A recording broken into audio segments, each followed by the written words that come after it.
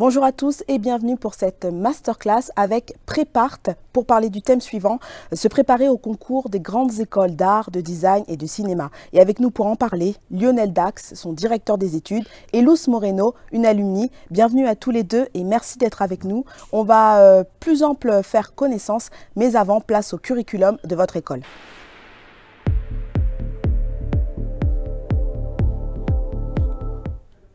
Alors Lionel, c'est à vous pour présenter Prépart. Bonjour à tout le monde. Prépart, c'est une préparation artistique privée qui prépare les étudiants à entrer dans les grandes écoles d'art et de design et de cinéma publiques. Elle existe depuis 35 ans et elle a formé plus de 8000 étudiants dans tous les champs élargis de la pratique artistique. Voilà, donc elle a plusieurs points d'excellence et son point d'excellence premier, c'est que c'est une préparation pluridisciplinaire qui permet à nos étudiants de développer un dossier artistique qui va leur permettre d'entrer dans les écoles. Et on a, depuis plus de 10 ans, 90% de réussite au concours. Très bien, présentation terminée. Merci beaucoup Lionel pour cette introduction. Et on va faire plus ample connaissance tout de suite avec l'une de vos alumni, Luz Moreno.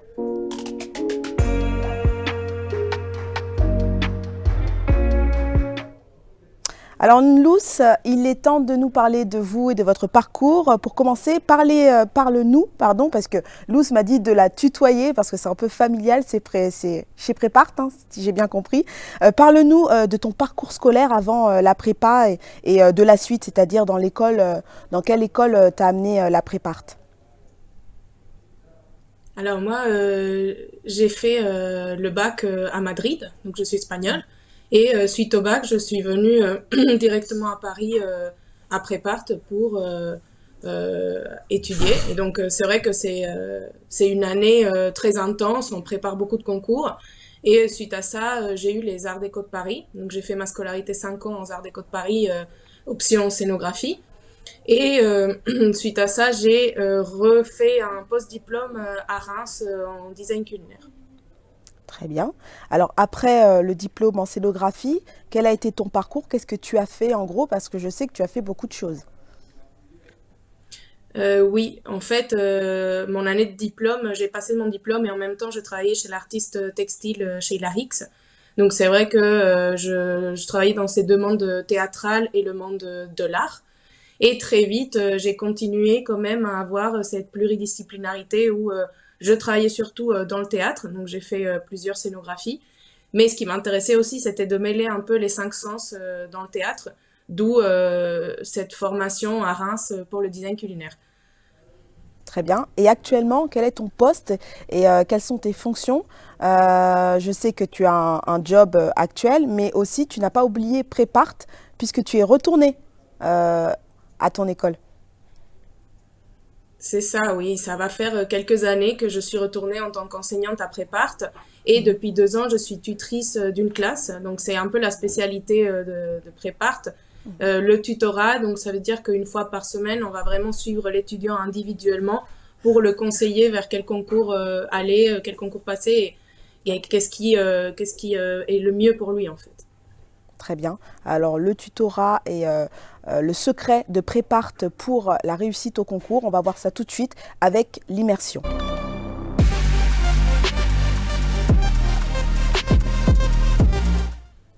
Alors Lionel, tout d'abord, quelles sont vos conditions d'admission à Prépart? Alors les conditions d'admission, c'est il faut avoir le bac, c'est quand même une école post-bac et donc il y a pas de conditions essentielles, il y a juste un entretien pédagogique avec un responsable pédagogique pour savoir si l'étudiant est motivé pour entrer dans ces formations sélectives et d'excellence que sont les écoles supérieures d'art et de design. Donc on essaye durant cet entretien pédagogique, de sonder un petit peu la motivation du futur étudiant à Prépart et surtout de savoir si il a envie de suivre des formations au moins jusqu'à la licence pour avoir quand même un diplôme qui lui permettra après de travailler déjà dans ce champ élargi de l'art. Voilà, ça c'est comme ça qu'on entre à Prépart, hein. C'est par un entretien avec un responsable pédagogique. Et à la suite de cet entretien, on lui dit si oui ou non il sera pris à Prépart. Alors il vient avec des travaux personnels. Ça peut être du dessin, ça peut être de la photo, de la poésie, etc. Enfin, qui montre un petit peu son intérêt pour la création. Et à partir de là, on lui dit si oui, notre projet pédagogique peut rencontrer le sien et si on va pouvoir l'aider à aller vers ce quoi il veut aller. Parce que ça, c'est une autre donnée et une autre mission importante de Prépart, c'est une mission d'orientation. C'est-à-dire que tout au long de l'année à Prépart, on aide nos étudiants à s'orienter vers des concours, mais aussi vers des domaines comme le design, comme le graphisme, comme le design d'espace, la scénographie. Voilà. Alors, vous préparez tout type de bachelier. Est-ce que vous avez un conseil à donner à des bacheliers, par exemple avec la réforme du bac? Est-ce qu'il y a une combinaison peut-être à choisir plus qu'une autre pour bien se préparer à Prépart? Non, il n'y a pas de combinaison. D'ailleurs, les écoles supérieures d'art disent la même chose. Il faut que l'étudiant, il fait le bac qu'il veut. Par contre, à un moment donné, si il a envie de faire une formation artistique, il peut entrer à Prépart sans aucun problème. Et d'ailleurs, c'est important qu'il y ait plusieurs profils, qu'il y ait une mixité des profils, tant à Prépart que pour les écoles supérieures d'art. Donc ça, il n'y a pas d'option. S'il a une option art plastique, c'est toujours un plus. S'il a une option histoire de l'art, c'est toujours un plus. Vous le savez très bien, il n'y a pas d'histoire de l'art au lycée en France, hein, ce n'est que des options. Donc nous aussi, on est là pour être le pont entre le lycée et les écoles supérieures d'art public, qui sont très sélectives et qui nécessitent quand même d'avoir une connaissance tant théorique que pratique sur la pratique artistique. Alors Luz, toi tu nous viens d'Espagne. Dans ta promo à Prépart, à l'instant Lionel vient de nous parler de mixité, de diversité. Ça venait de partout? Alors moi, ça fait 12 ans que j'ai fait Prépart et je dirais qu'ils venaient partout de France. Il y avait quelques personnes qui venaient du Maroc, mais après, sinon, j'étais la seule étrangère. Par contre, c'est vrai que de nos jours, il y a de plus en plus d'étrangers. Très bien. Lionel, vous dites préparer ces étudiants à s'orienter. Vers quel champ artistique, justement, ils peuvent s'orienter, ces étudiants que vous préparez? Alors nous, on peut les préparer à tous les champs artistiques. On les prépare aux champs artistiques qui se retrouvent dans les écoles supérieures d'art public. Donc on a plusieurs pôles à Prépart. On a le design d'objets, le design d'espace, le graphisme, le design graphique, la mode et le textile, le cinéma, l'art, les beaux-arts. L'architecture pour ceux qui veulent passer les concours d'architecture, donc l'animation, l'illustration. Donc tout ça, ce sont des domaines que l'étudiant découvre aussi à Prépart, et s'il a envie de se spécialiser en cours d'année, il peut le faire à travers des modules artistiques qu'on met en place pour qu'il développe dans son dossier des projets qui sont liés à ce pôle. Alors Lionel, vous l'avez dit dans le curriculum, la particularité de votre programme pédagogique, en plus d'être pluridisciplinaire, c'est cet accompagnement. Justement, comment vous accompagnez vos étudiants dans la création de leur dossier artistique, personnel, élément principal de leur réussite au concours, et dans, on va dire, ce que vous appelez la personnalité artistique, c'est ça? Oui, c'est ça. Oui, c'est la personnalité artistique ou la singularité artistique de chacun des étudiants. L'idée, c'est de ne pas formater les étudiants, de partir de leur personnalité, de leur singularité, et de renforcer ça dans leur travail artistique à travers des projets. Et l'idée, c'est de diversifier au maximum les approches. Donc, c'est ce que nous faisons à travers un système d'accompagnement fait par un tuteur ou une tutrice. On a autant de tutrices d'ailleurs que de tuteurs. L'idée, c'est que donc on a des classes de 25 à 27 et le tuteur il a un cours de 4 heures du début jusqu'à la fin de l'année, hein, de septembre jusqu'à juin, et il suit les étudiants individuellement, tant sur leur production artistique que sur leur orientation et sur le choix des écoles qu'ils souhaitent passer. Et en fonction des écoles qu'ils souhaitent passer ou des domaines qu'ils veulent faire, le tuteur les guide au niveau de la production. Il leur dit, voilà, ça serait bien que tu fasses un travail, si tu veux faire du textile, ça serait bien que tu te mettes à faire un travail, un mood board par exemple. Donc on est dans ce guidage et individualisé et qui fait qu'après on a des dossiers très différents selon les personnalités. C'est ça, créer une personnalité artistique ou une singularité artistique. Maintenant, toi, tu fais partie du corps professoral, tu es tutrice. Comment tu les accompagnes? C'est quoi ton secret, justement, pour leur faire réussir cette personnalité artistique, leur faire acquérir cette personnalité déjà, et leur faire développer ces compétences qui vont leur faire réussir ces concours? C'est quoi le secret? Qu'est-ce que tu leur dis? Comment tu les fais travailler? Qu'est-ce que tu leur donnes à faire? Alors, ça passe tout d'abord par vraiment la parole. Donc, c'est vraiment arriver en fait à comprendre l'étudiant, à voir quels sont les intérêts de cet étudiant. Des fois, ils ont un peu de mal parce que c'est vrai que c'est une période de transition entre le lycée et le monde plus artistique. Donc, ils comprennent pas encore vers où aller. Et c'est là où on intervient, que ce soit des profs ou des tuteurs. Hein, je veux dire, c'est vraiment parler avec lui, voir ses intérêts, lui nourrir de références, surtout dans ces temps où les musées sont fermés, donc c'est pas évident, voilà, leur motiver, leur donner envie et les guider vers des projets qu'ils pourraient faire parce qu'ils connaissent pas encore, par exemple, le design d'espace, les maquettes, toutes ces choses, ils ont jamais fait ou ils ont jamais eu l'occasion de s'approcher à quelque chose de pareil. Donc c'est vraiment les guider et leur ouvrir l'esprit pour que eux-mêmes, dans toute cette panoplie de choses qui est le monde de l'art, bah, ils y trouvent leur voie en fait. Très bien. Lionel, quel est le profil de vos enseignants? Alors, tous nos enseignants, alors ça c'est aussi un des points forts de Prépart, c'est que tous nos enseignants sont des artistes enseignants, hein. C'est un concept qui a été développé par le peintre Rothko, qui fait partie de l'expressionnisme abstrait. Mais voilà, les artistes enseignants ce sont des enseignants qui sont à la fois artistes, qui ont des galeries, qui exposent, comme Luce d'ailleurs, ou même nos anciens étudiants, et en même temps, ils ont la passion de la transmission. Et donc, ils sont dans ces deux chemins, dans ces deux voies, et qui rend en fait leur transmission très riche par rapport aux étudiants, avec un pied aussi dans le monde professionnel.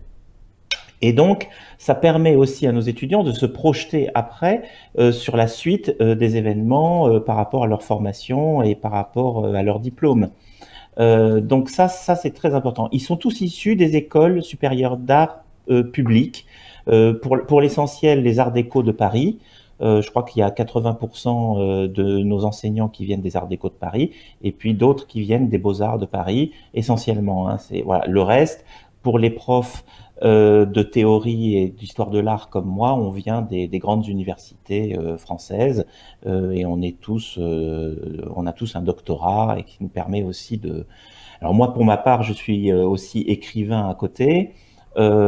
J'écris des catalogues pour des artistes contemporains. Et aussi, je suis les mémoires de 5e année de l'École nationale supérieure de création industrielle, l'ENSI. Donc, je suis aussi voilà, directeur de mémoire de fin d'études dans une grande école.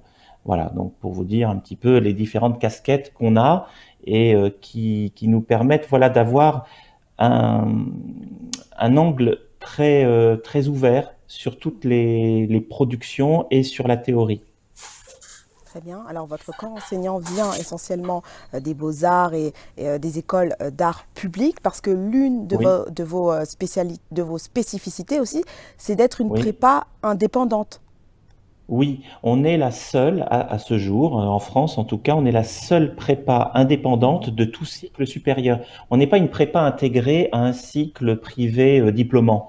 Donc là, il y a beaucoup de cycles diplômants qui commencent leur première année par une prépa, mais en réalité, c'est une première année de leur cycle diplômant. Nous, on est une année pour préparer nos étudiants à ces concours publics. Donc, quand ils viennent ici, c'est le résultat qui compte. Voilà, il faut qu'ils intègrent ces écoles. Pour vous donner un exemple précis, l'année dernière, il y a eu 343 de nos étudiants qui ont passé un concours, et ces 343 étudiants ont réussi 714 concours. Ça veut dire que pratiquement chacun de nos étudiants a réussi au moins 2 concours en moyenne.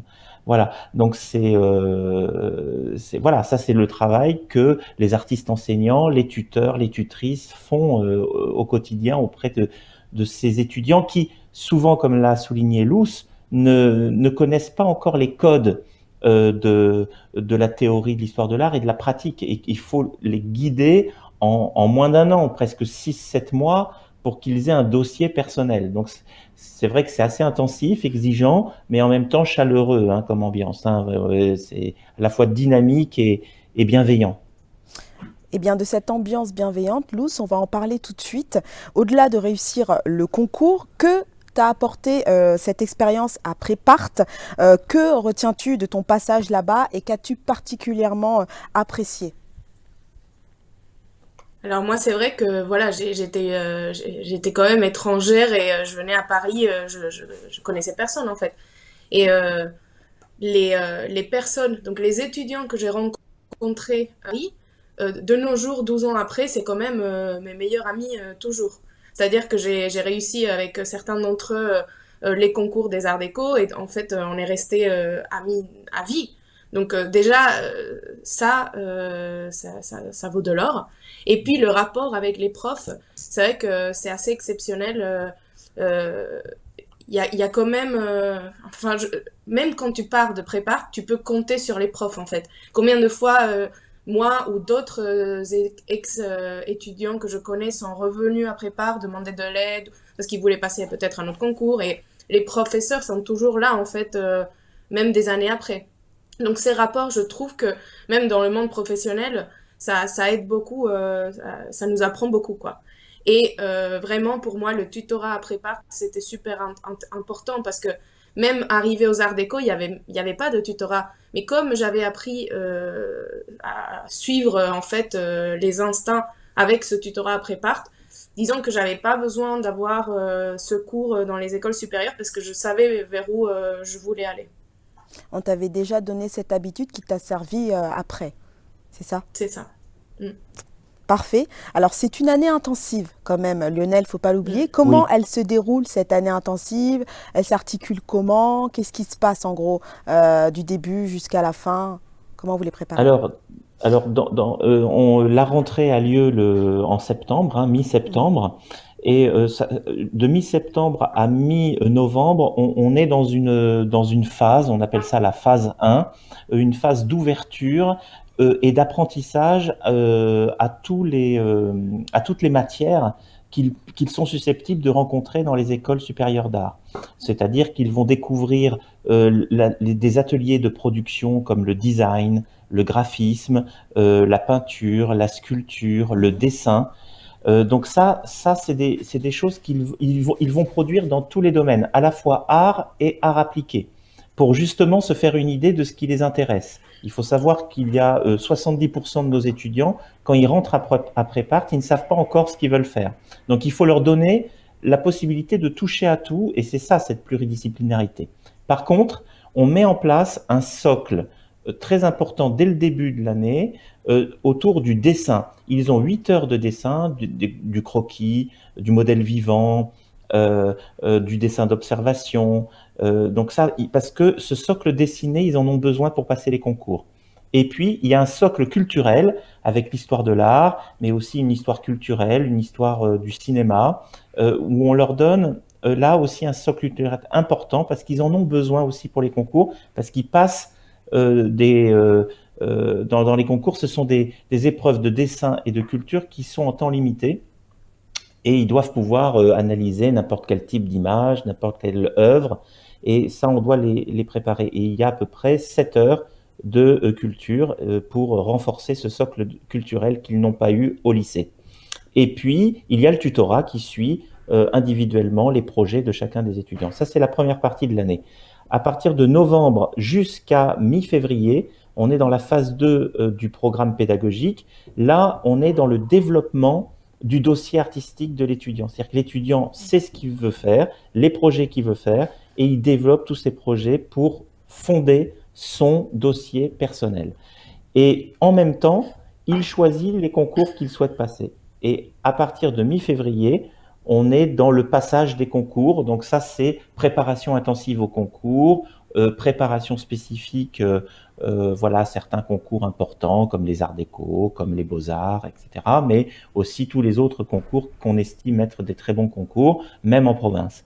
Voilà, donc on met en place un suivi spécifique pour les concours de mi-février jusqu'à la fin des concours, c'est-à-dire fin mai, début juin. Et à partir de là, voilà, on fait le bilan de l'année et on recommence à enrichir notre programme pédagogique qui change chaque année en fonction aussi des attentes des écoles. Merci Lionel d'avoir détaillé cette année intensive, une année qui prépare à l'entrée dans l'école que vous voulez, l'école d'art que vous voulez. Et on va justement s'intéresser à ce qui se passe après Prépart.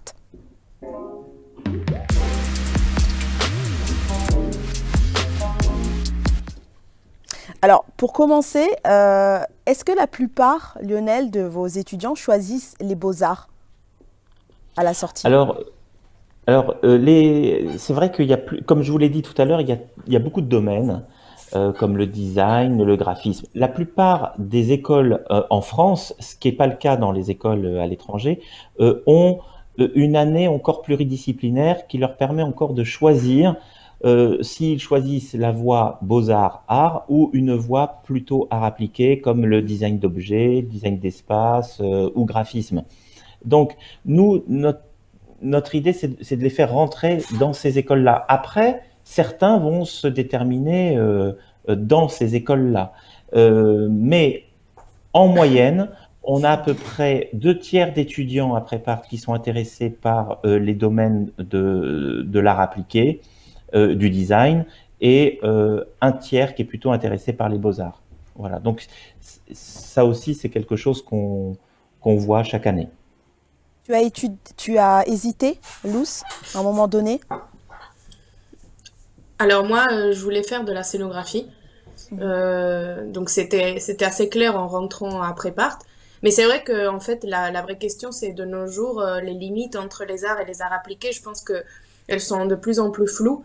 Moi-même, par exemple, je me suis rendu compte à un certain moment que la scénographie qui finalement était les décors de l'espace d'un théâtre, d'un espace, c'était aussi applicable aux beaux-arts. Donc par exemple, actuellement, je fais une résidence artistique dans un centre d'art. Je veux dire, et en fait, ces limites, et c'est ça qui est beau aussi avec l'art, entre les arts appliqués et l'art, justement, de nos jours, elles sont presque invisibles. Oui, parce que quand on t'entend parler comme ça et qu'on n'est vraiment pas dans le domaine, dans le milieu, on a du mal aussi à savoir la différence entre art appliqué et art. Donc voilà, ça peut être compliqué aussi. Lionel, à quel métier se forment les étudiants qui réussissent les concours en général? Alors, après, ils se forment à des savoir-faire.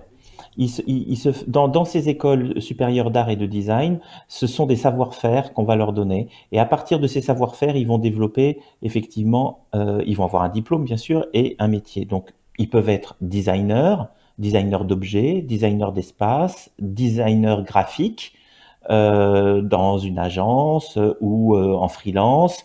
Ils peuvent être... donc, s'ils ont choisi architecture, ben, ouais, ils peuvent être architectes, designers textiles ou designers vêtements, illustrateurs.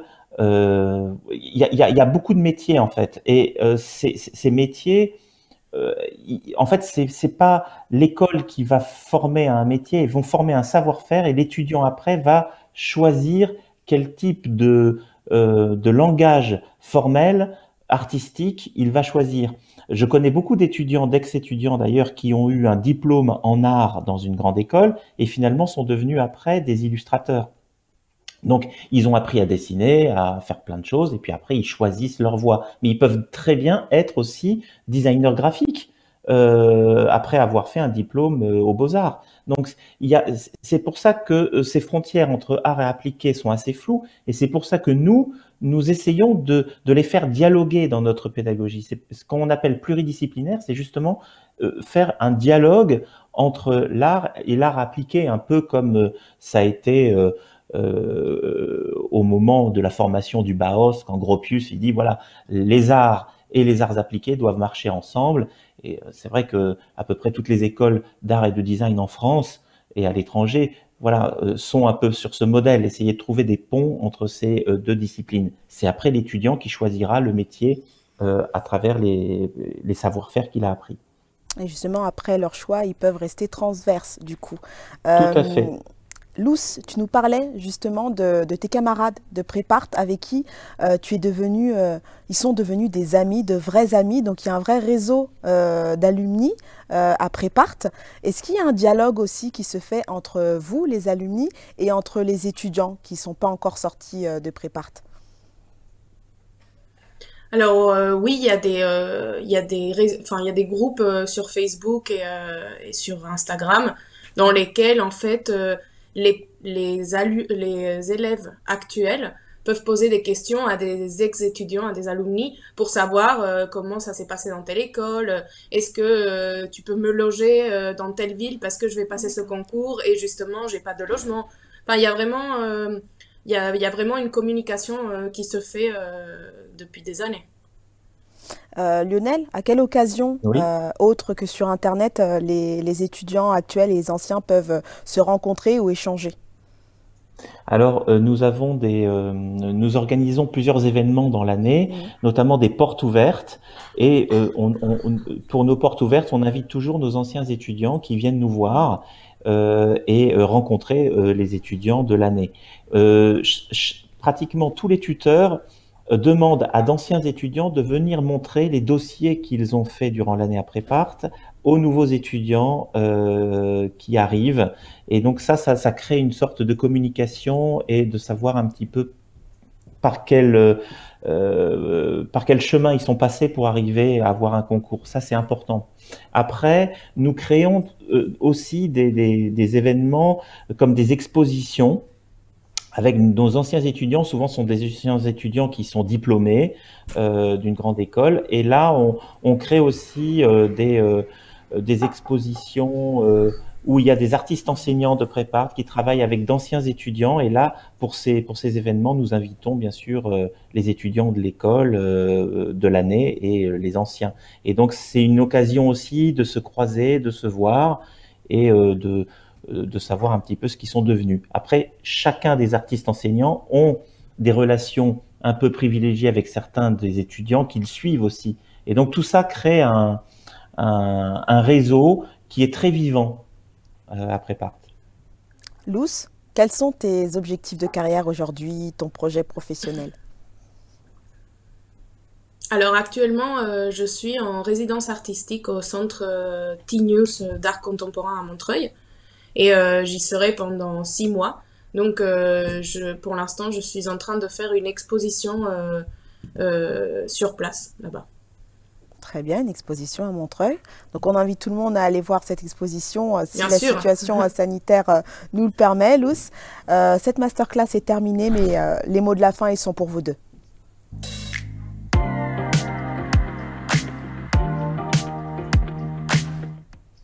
On va commencer avec toi, Luce. Est-ce que tu as un conseil à transmettre à celles et ceux qui nous regardent?